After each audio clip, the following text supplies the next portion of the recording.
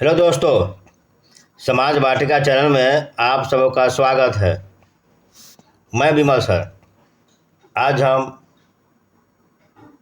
Bihar board NCERT book कक्षा 7 विषय इतिहास के अध्याय नंबर 6 को देखेंगे। अध्याय नंबर 6 में है ईश्वर से अनुराग, यानी ईश्वर से प्रेम, ईश्वर से लगाव। तो इसी के बारे में इस चैप्टर में हम लोग पढ़ रहे हैं। यह मेरा तीसरा वीडियो होगा। इससे पहले 2 वीडियो ऑलरेडी अपलोड हो चुके हैं। जो भाई बहन साथी इन दोनों वीडियो को नहीं देखे हैं, वे जाकर चैनल को ऑन करें और इन दोनों वीडियो को देखें, उसके बाद इस वीडियो को देखें। तो चलिए तीसरे वीडियो के लिए हम जो बचे हुए चैप्टर हैं उसको हम आगे देखते हैं।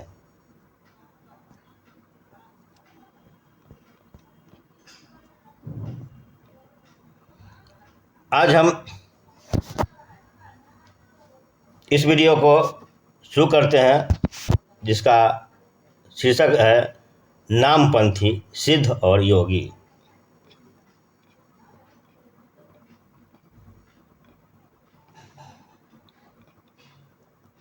नामपंथी सिद्ध और योगी।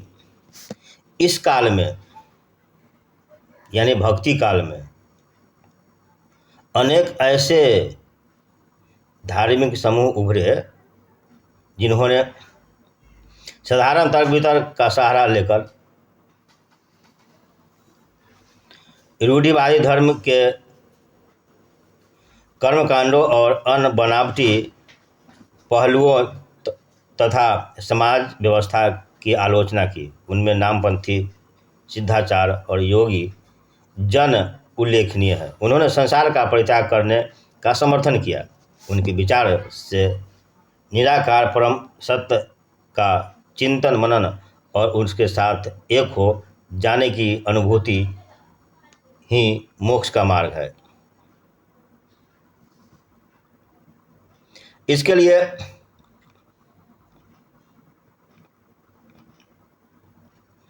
उन्होंने योगासन, प्राणायाम और चिंतन मनन जैसी क्रियाओं के माध्यम से मन और शरीर को कठोर प्रशिक्षण देने की आवश्यकता पर बल दिया। ये समूह खासतौर पर नीची कही जाने वाली जातियों में बहुत लोकप्रिय हुए। उनके द्वारा की गई रूढ़िवादी धर्म की आलोचना ने भक्ति मार्गीय धर्म के लिए आधार तैयार किया, जो आगे चलकर उत्तरी भारत में लोकप्रिय शक्ति बना। यह जो चित्र है इसमें दिया हुआ है आग के आसपास तपस्वियों का समूह। यह आग है, यह जो आग यह जल रहा है और उसके आसपास जो तपस्वी साधु महात्मा संत हैं वह आग ताप रहे हैं।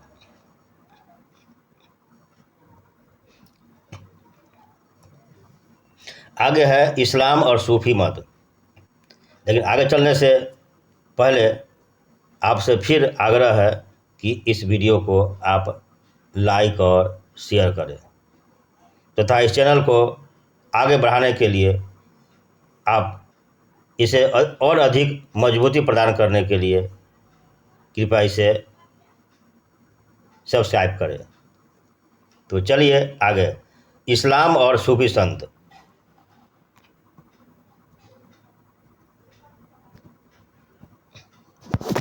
संतों और सूफियों में बहुत अधिक समानता थी। यहाँ तक कि यह भी माना जाता है कि उन्होंने आपस में कई विचारों का आदान प्रदान किया और उन्होंने अपनाया। सूफी मुसलमान रहस्यवादी थे।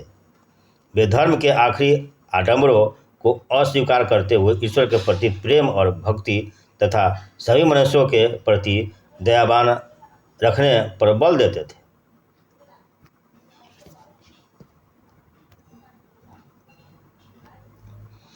इस्लाम ने एकश्वरवाद यानी एक अल्लाह के प्रति पूर्ण समर्पण का दृढ़ता से प्रचार किया। 8वीं और 9वीं शताब्दी में धार्मिक विद्वानों ने पवित्र कानून, शरिया और इस्लामिक धर्मशास्त्र के विभिन्न पहलुओं को विकसित किया।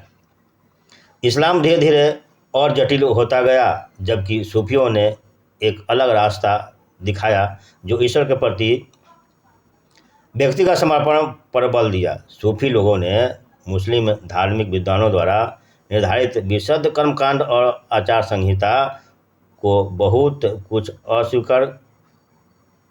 अस्वीकार कर दिया। वे ईश्वर के साथ ठीक उसी प्रकार जुड़े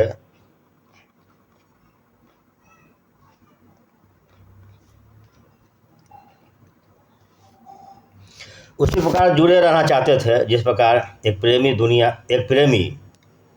की परवाह किए बिना अपनी प्रियतमा के साथ जुड़े रहना चाहता है। यानी एक प्रेमी अपने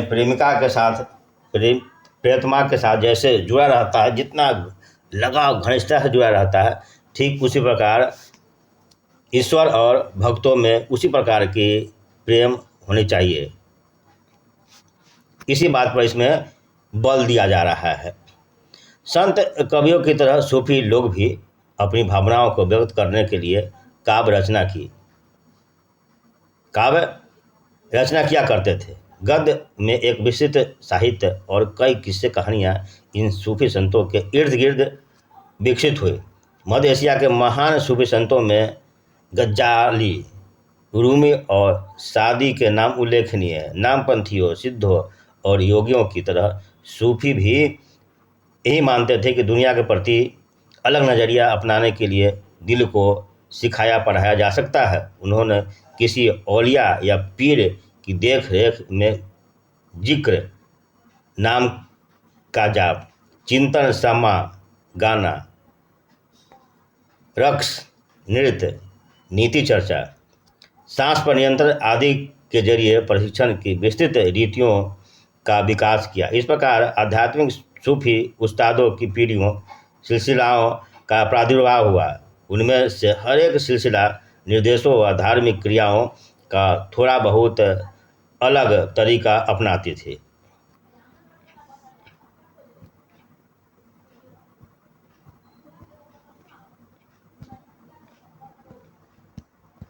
यहाँ है आनंदित सूफी। यह जो चित्र है उसमें सूफी संत जो है काफ़ी आनंद में है, आनंद भाव विभोर में है और नाच रहे हैं, झूम रहे हैं, मदमस्त हो रहे हैं।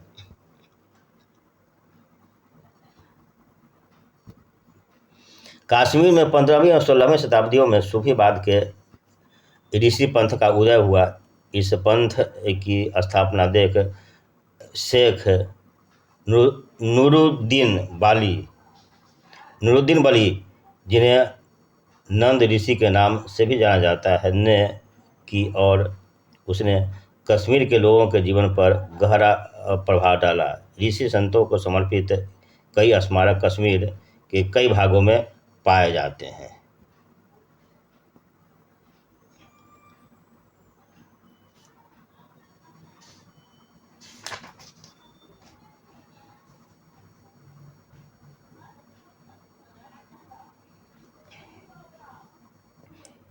कुरान की पांडुलिपि से लिया गया एक पृष्ठ, दक्कन प्रवृत्ति, 15वीं शताब्दी। यह जो दिया हुआ है, यह कुरान की पांडुलिपि। आगे है इसमें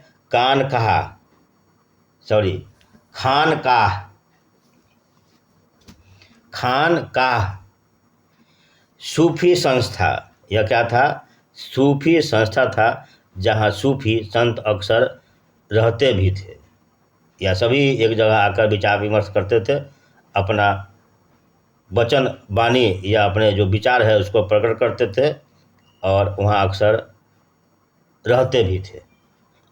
वैसे जगह को खानकाह कहा जाता था।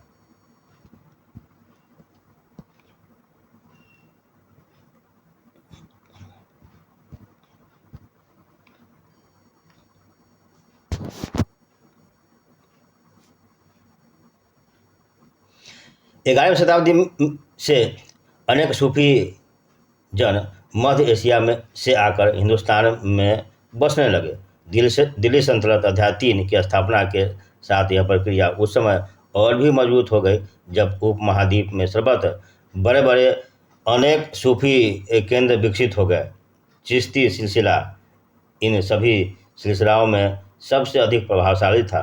इनमें औलियाओं औलियाओं की एक लंबी परंपरा थी, जैसे अजमेर के ख्वाजा मुइनुद्दीन चिश्ती, दिल्ली के कुतुबुद्दीन बख्तियार काकी, पंजाब के बाबा फरीद, दिल्ली के ख्वाजा निजामुद्दीन औलिया और गुलबर्ग के बंदानवाज गिसुद्राज।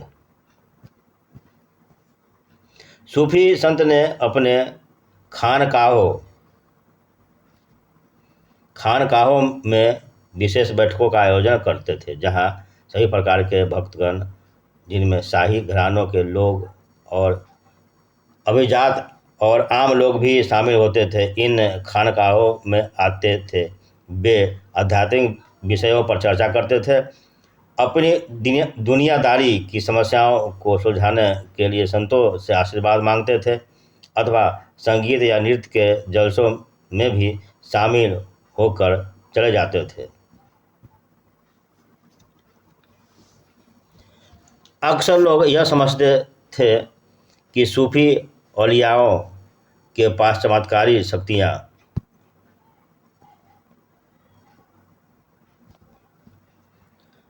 होती है, जिसमें आम लोगों को बीमारियों और तकलीफ़ों से छुटकारा मिल सकता है। सूफी संत की दरगाह एक तीर्थ स्थल बन जाता था, जहाँ सभी ईमान धर्म के लोग हजारों की संख्या में इकट्ठे होते थे। यह जो चित्र दिया हुआ है, चित्र नंबर 6, सभी पृष्ठभूमियों के भक्त सूफी दरगाहों पर जाते थे। यह सूफी का दरगाह है, जहाँ सभी लोग आते जाते थे। आगे है मालिक प्रभु की खोज।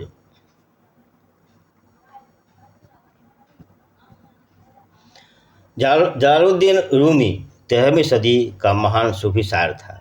वह ईरान का रहने वाला था और उसने फारसी में काव्य रचना की। उनकी कृति का एक उद्धरण प्रस्तुत है। वह ईसाइयों की सूली पर नहीं था। मैं हिंदू मंदिरों में गया, वहाँ भी उसका कोई नामो निशान नहीं था।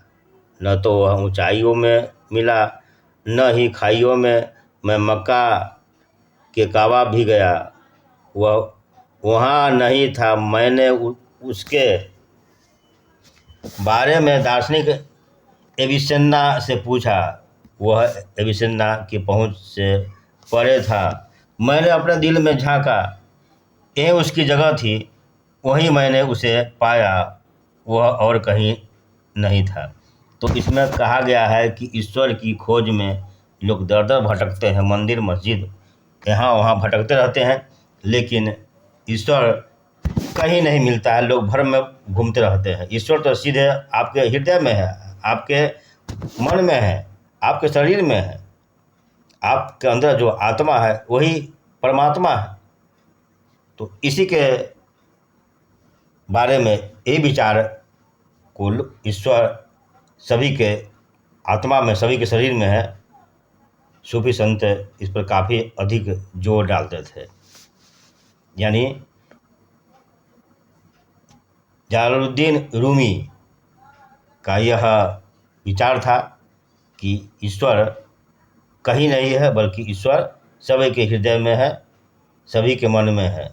सभी के अंदर जो आत्मा है वही ईश्वर है, वही खुदा है, वही परमात्मा है।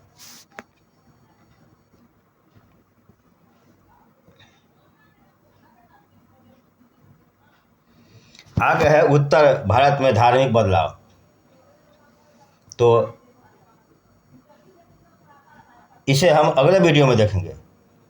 इस वीडियो को हम आज यहीं समाप्त करते हैं।